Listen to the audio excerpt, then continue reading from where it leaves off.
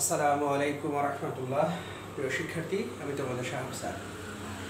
অনেকদিন পর পদার্থবিজ্ঞানের একটি গুরুত্বপূর্ণ বিষয় নিয়ে আসলাম।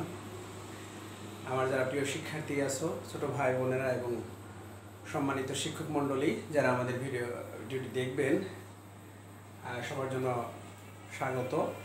আজকে আমরা যে বিষয়টা নিয়ে কথা বলবো সেটা হচ্ছে পদার্থবিজ্ঞানের। আসলে ফিজিক্স শব্দটা আমাদের সবার কাছে একটু কঠিন এবং জটিল মনে হয়। আসলে কেন জটিল? ফিজিক্স যে শব্দটা আমি লিখে রেখেছি, এই শব্দটা বিজ্ঞানের বড় একটা অংশ জুড়ে অবস্থান করতেছে। এই শব্দের মধ্যে ফিজিক্সের আসলে মূল প্রাণগুলো লুকিয়ে আছে। আজকে আমি সেটা দেখানোর চেষ্টা করবো যে ফিজিক্স শব্দটার মধ্যে আসলে কি প্রাণ লুকিয়ে আছে। তো সেই জায়গাগুলো থেকে চেষ্টা করবো একটু বোঝানোর জন্য অল্প সময়ের মধ্যে। সবাইকে সাথে থাকার জন্য ধন্যবাদ। দেখো, আমরা চলে যাচ্ছি মূল কাজে। আমরা প্রথমে দেখো যে ফিজিক্সের পি শব্দটাকে চিন্তা করি, তাহলে এইটার মধ্যে আসলে কি আছে একটু আমরা লক্ষ্য করে দেখি। প্রথমে যদি আমি পি কে ধরি, পির মধ্যে আছে হচ্ছিল বল ভাগ ক্ষেত্রফল। দেখো পির মধ্যে কি পাচ্ছি? বল ভাগ ক্ষেত্রফল। একটা পি এর মধ্যে দেখো কতগুলো জিনিস থাকে। তারপরে পি এর মধ্যে আমি পাবো হচ্ছে ডব্লিউ ভাগ টি, অর্থাৎ কাজ ভাগ সময়, একক সময়ে কাজ করার হারকে ক্ষমতা বলে, ডব্লিউ ভাগ টি। এরপরে আমি পি এর মধ্যে পাবো হচ্ছে এইচ রো জি। এই পি এর মধ্যে কি আছে? এইচ রো জি, স্থির তরলের মধ্যে একটা চাপের রাশিমালা, এটা একটা। আচ্ছা, এরপরে আমরা যেটা পাচ্ছি পি এর মধ্যে আমরা পাচ্ছি হলো ভিআই, অর্থাৎ পি মানে হচ্ছে ক্ষমতা, ভি হচ্ছে বিভব, আই মানে হচ্ছে বিদ্যুৎ ক্ষমতা। তারপরে পাবো হচ্ছে আমরা আই স্কয়ার আর, এটা পেতে পারি আমরা। তারপরে আমরা পেতে পারি হচ্ছে কত? ভি স্কয়ার ভাগ আর। দেখো একটা পি এর মধ্যে আমরা এতগুলো ইকুয়েশন আমরা পেতে পারি। এগুলো হচ্ছে বিদ্যুৎ এবং রোধের অধ্যায়ে পাবো আমরা পদার্থবিজ্ঞানে 11তম একাদশ যে অধ্যায়টা আছে চলতরিৎ, সেখানে এই সম্পর্কগুলো আমরা পাবো। এরপর আমরা পেতে পারি 1 ভাগ এফ। লেন্সের ক্ষমতা নির্ণয় করার ক্ষেত্রেও কিন্তু পি সমান 1/f লেখা হয়।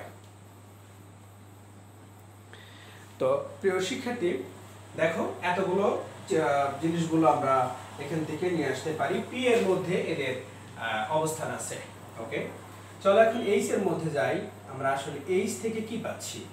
দেখো এইচ হচ্ছে ফিজিক্সের যে এইচ এর যে শব্দটা, এইচ এর মধ্যে আমরা যে জিনিসটা প্রথমেই আমরা পেতে পারি সেটা হচ্ছিল এইচ ইকুয়াল টু, দেখো যতগুলো সূত্র হতে পারে, ভিটি ভাগ হচ্ছে 2, এইচ ইকুয়াল টু ভিটি ভাগ 2 আসতে পারে।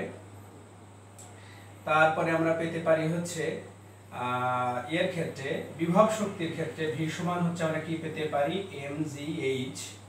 দেখো এইচ আছে বিভব শক্তির মধ্যে, এটা হচ্ছে প্রতিধ্বনি শোনার জন্য আমরা এই সূত্রটা পাই, এইচ ইকুয়াল টু ভিটি ভাগ 2।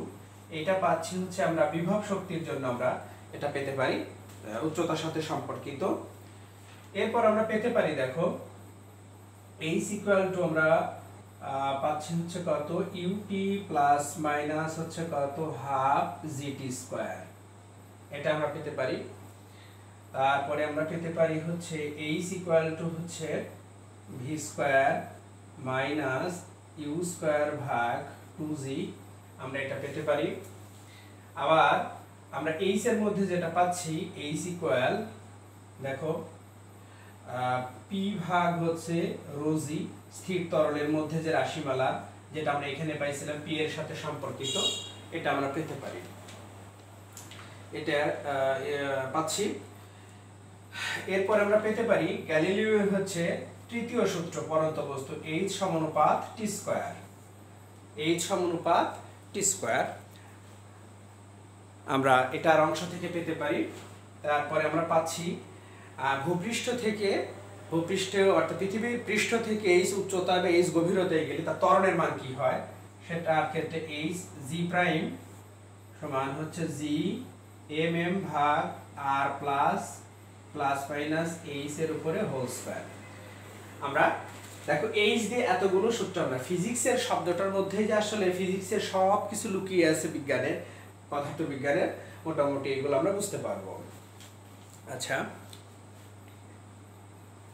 এরপর দেখো আমরা পেতে যাচ্ছি হলো আর একটা আছে এইচ সমান হচ্ছে কত, আমরা পাচ্ছি হচ্ছে হলো ভি ভাগ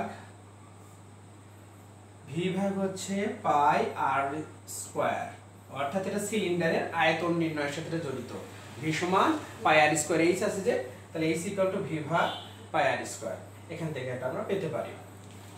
দেখো এরপরে আমরা ওয়াই কে দিচ্ছি। দেখো ওয়াই এর মধ্যে আসলে কি কি আছে আমরা একটু দেখি।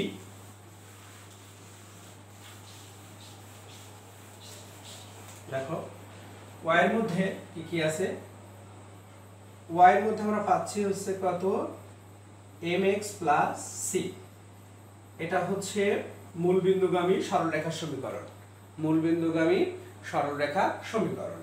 আমরা ওয়াই এর মধ্যে পাবো হচ্ছে f ভাগ a ভাগ l মাইনাস l নট ভাগ হচ্ছে l নট, এটাকে বলা হয় ইয়ং এর গুণাঙ্ক। কঠিন পদার্থের যদি দৈর্ঘ্য প্রসারণ সহগ আমরা বের করতে চাই, তাহলে সেই ক্ষেত্রে আমাদের পীড়ন বিকৃতির যে অনুপাত, এটাকে বলা হয় ইয়ং এর গুণাঙ্ক, y দিয়ে বোঝানো হয়। আমরা এখান থেকে পেতে পারি, আবার পেতে পারি এখান থেকে tan থিটা সমান হচ্ছে কত, y ভাগ x। তোমরা নিশ্চয়ই জানো tan মানে হচ্ছে লম্ব বাই ভূমি, x অক্ষে আমরা জানি গ্রাফে যে অক্ষ নির্ধারণ করি, তাহলে yটা মানে লম্ব বরাবর থাকে আর x টা থাকে ভূমি বরাবর।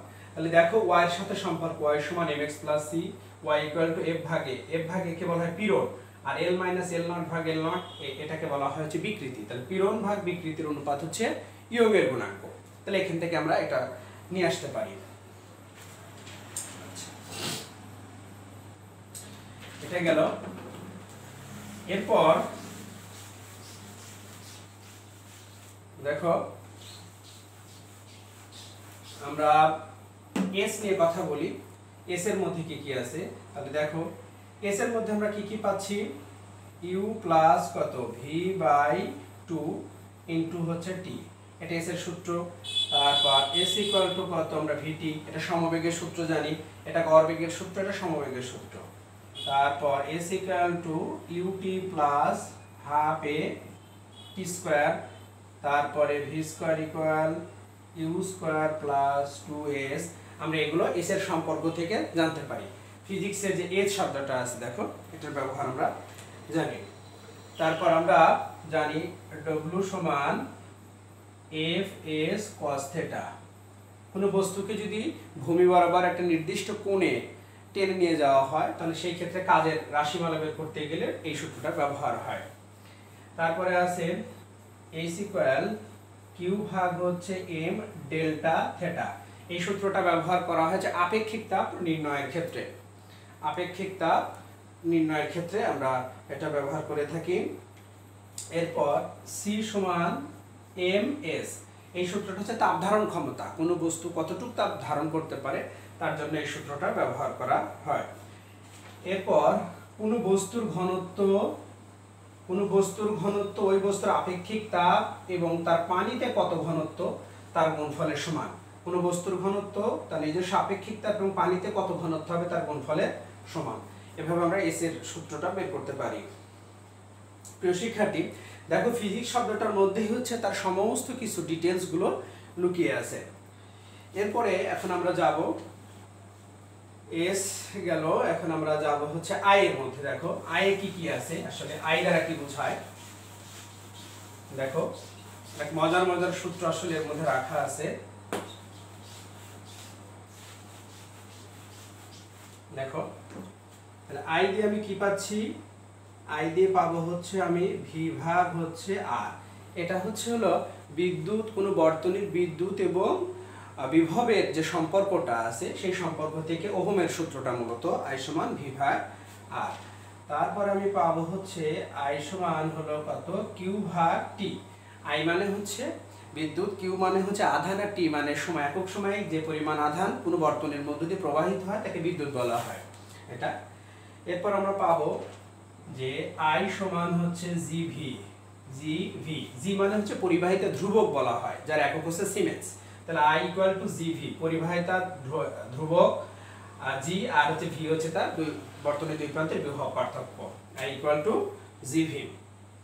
এরপর আমরা জানি I সমান হচ্ছে P ভাগ R প্লাস ছোট হাতের r, অর্থাৎ একটি বর্তনীর মধ্যে যতগুলো রোধ আছে তার সাথে যদি অভ্যন্তরীণ রোধ যুক্ত থাকে সেক্ষেত্রে বিদ্যুৎ কেমন হতে পারে, এই সূত্র দিয়ে আমরা বের করে নিয়ে আসতে পারি I থেকে।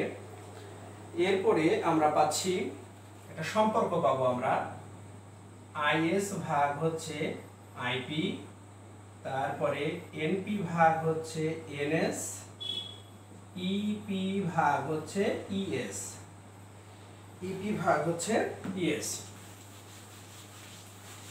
শিক্ষার্থী দেখো আমরা যে সূত্রটা এখন পেলাম এটা হচ্ছে মূলত একটা ট্রান্সফরমারের বিভিন্ন অংশের সাথে আন্তঃসম্পর্ক। I দ্বারা হচ্ছে বিদ্যুৎ বোঝানো হয়, N দ্বারা হচ্ছে পাক সংখ্যা, আর E দ্বারা হচ্ছে বিভব। এখন S দ্বারা বোঝায় হচ্ছে সেকেন্ডারি আর P তে প্রাইমারি, অর্থাৎ মুখ্য কুণ্ডলী আর গৌণ কুণ্ডলীর সম্পর্ক বোঝানো হয় এই সম্পর্ক দিয়ে। এরপর আমরা জানি I এর সাথে সম্পর্ক আছে সাইন I ভাগ হচ্ছে sine R, sine R equal to eta. এটা একটা সম্পর্ক আছে I এর সাথে, অর্থাৎ আপাতন কোণের I আর প্রতিসরণ কোণের R ইকুয়াল টু হচ্ছে ইটা। এটাকে স্নেলের সূত্র বলা হয়, আলোর প্রতিসরণের স্নেলের সূত্র বলা হয়ে থাকে এটাকে। এরপর আমরা দ্বিগুণ তীব্রতার সাথে একটা সূত্র পাই, E সমান I ভাগ হচ্ছে কত R স্কয়ার। দ্বিগুণ তীব্রতার সাথে এটার একটা সম্পর্ক আছে, E সমান I ভাগ R স্কয়ার। আলোর ক্ষেত্রে এই সূত্রটা মূলত ব্যবহার হয়। তো এটা ছিল হচ্ছে I এর সম্পর্ক। দেখো এরপর আমরা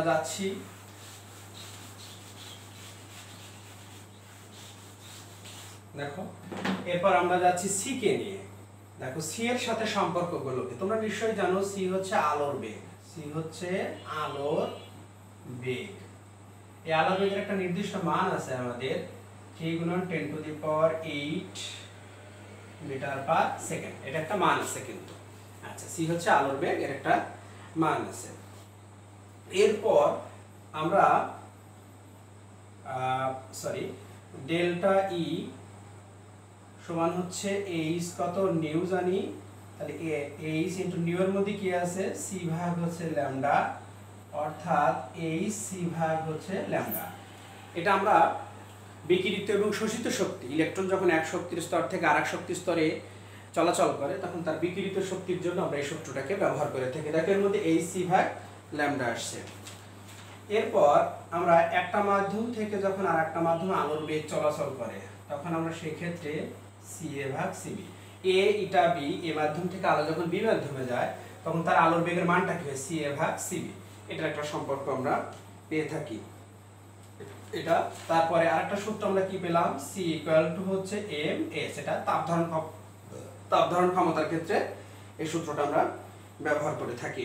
তো প্রিয় শিক্ষার্থী দেখো ফিজিক্সের ভাষায় আসলে ফিজিক্স শব্দটাই হচ্ছে পদার্থ বিজ্ঞান, কিন্তু এর মধ্যেই আসলে পদার্থ বিজ্ঞানের সবকিছু লুকিয়ে আছে।